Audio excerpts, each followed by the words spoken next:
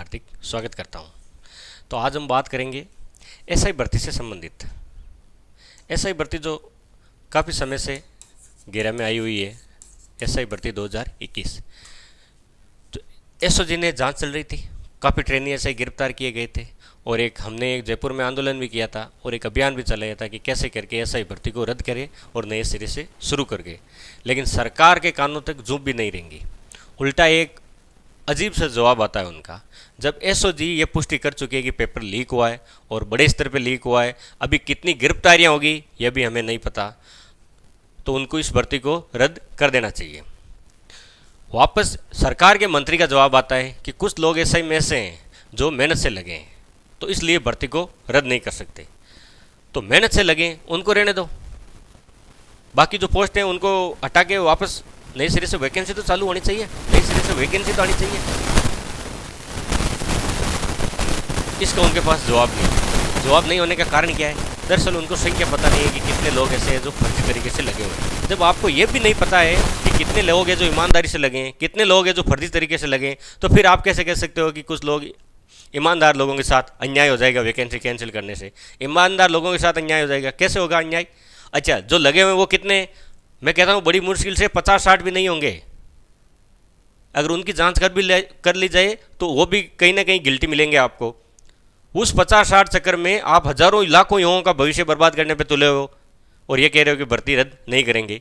जब सरकार नई नई गठन हुई थी उस समय सीएम साहब ने कहा था कि इस वैकेंसी की जांच करवाई जाएगी। पूर्ववर्ती सरकार में जितनी भी सारी भर्तियां हुई है और भर्तियों को जांच करा के और इसके लिए एसआईटी एसओजी का गठन किया। एसओजी ने भी अपनी काबिल तारीफ कार्रवाई की और कड़ी से कड़ी जोड़ते हुए एक आरपीएससी तक पहुंच गई और आरपीएससी के 2 सदस्य तक को भी गिरफ्तार कर लिया और सरकार को रिपोर्ट भेज दी कि भर्ती में कहीं ना कहीं घोटाला भयंकर रूप में हुआ है और इस भर्ती को तुरंत प्रभाव से रद्द कर देना चाहिए। लेकिन सरकार का एकमात्र ये एक पाखंड रच दिया गया है कि जैसे चुनाव आता है ऐसा ही भर्ती को आगे कर देते हैं। उनको पता है इसमें घोटाला हुआ है, तो हर रोज नहीं है तो खुलासे तो होने ही है। तभी तो ऐसे ही भर्ती का बार बार नाम उछाला जा रहा है। कभी लोकसभा चुनाव आता है तब आ जाता है, और अभी जो सामने उपचुनाव होने वाले हैं जो 5-6 सीटों पे हैं तो वापस ऐसे ही भर्ती को उन्होंने आगे कर देते हैं, लेकिन रद्द करने का नामो निशान नहीं ले रहे हैं। जब सरकार के किरोड़ी लाल जी मीणा वो खुद कैसे कहेंगे ऐसे ही भर्ती को रद्द करो, उनकी भी बात को अनसुना कर दिया जाता है।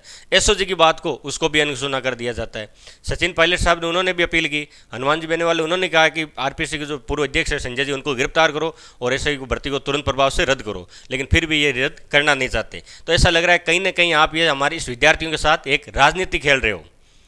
भाई आपका रद्द करने का विचार क्यों नहीं बन रहा है? और उसके हिसाब से जब ईओआरओ की जांच तो और आगे भी नहीं बढ़ रही है, उसमें तो ये सारे सबूत भी दे दिए गए थे, लेकिन उसकी भी अभी जांच आगे नहीं बढ़ी है। तो ये तो वैसा अब चलता ही रहेगा, मुझे तो ऐसा लग रहा है, क्योंकि एक दो गिरफ्तारियां होती रहती है और ये जांच जारी भी रहेगी। ज्यों ज्यों एसओजी को कुछ कलू एविडेंस मिलते हैं उसके हिसाब से वो अपनी कड़ी से कड़ी जोड़ते हुए जांच आगे बढ़ाती है और हर रोज़ नए खुलासे भी करती है, और होना भी चाहिए, क्योंकि फिर प्रशासन में ऐसे गिल्टी लोग आ जाएंगे तो हम फिर गुड गवर्नेंस की उम्मीद कैसे कर सकते हैं। लेकिन अब आगे क्या करना है, वो हमें क्या करना है, वो ज़रा ध्यान से सुनना।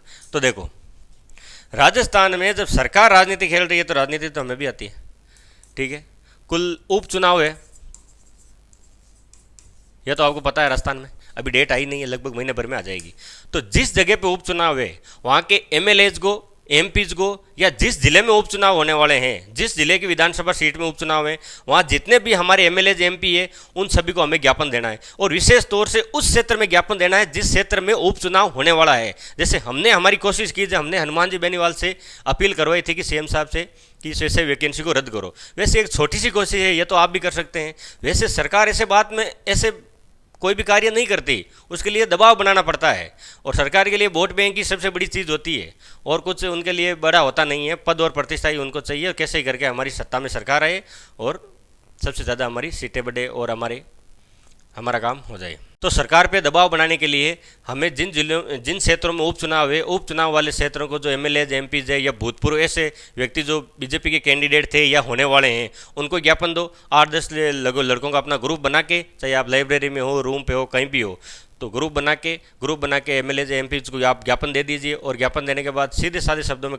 लिख दीजिए एसआई भर्ती रद्द करवाने बाबत, और इसके जो सूचना है वो भी आप बता सकते हैं। एसओजी की कार्रवाई है उसकी भी न्यूज़पेपर कटिंग आप उनको दिखा सकते हैं और अपना ज्ञापन प्रेषित करवाने की कोशिश करें।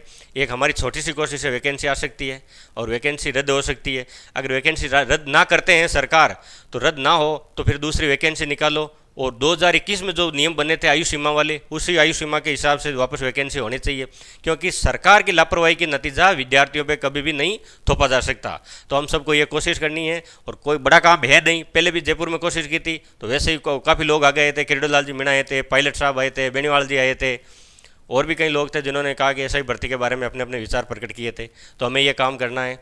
उपचुनाव एक बार चला गया, फिर हमारे पास क्या है कि सरकार पे दबाव बनाने के लिए कोई ठोस ऐसा समय नहीं रहेगा। अब जब समय नहीं रहेगा तो फिर हम सरकार सुनती भी नहीं है। तो दूसरी बात, एसआई में वैकेंसी के बारे में चर्चाएं करने वाले बहुत हैं और जो धरातल पे काम करने के इच्छुक है भी नहीं। सभी को घर बैठे न्यूज़ चाहिए कि ये भर्ती रद्द हो जाए, ये कोशिश करे तो वो करे, ऐसा होता नहीं है। हमारे क्या एक बड़ी दिक्कत है, हम चाहते तो ये है कि भगत सिंह हिंदुस्तान में पैदा हो, लेकिन भगत सिंह हमारे घर में पैदा नहीं होना चाहिए। यह हमारी सबकी एक दिक्कत है। तो ज़्यादा से ज़्यादा इसमें कुछ करना नहीं है, एक छोटी सी कोशिश है। कमेंट सेक्शन में आप अपने जवाब विचार लिख सकते हैं और सरकार पे दबाव बनाना है और तुरंत प्रभाव से वैकेंसी को रद्द करवाना है। तो आज आप सबसे ये मेरी मार्मिक अपील है। तो कृपया प्लीज़ हमसे जुड़े और हमारे इस अभियान में साथ दें। जय हिंद, जय भारत, जय जय राजस्थान। नमस्कार।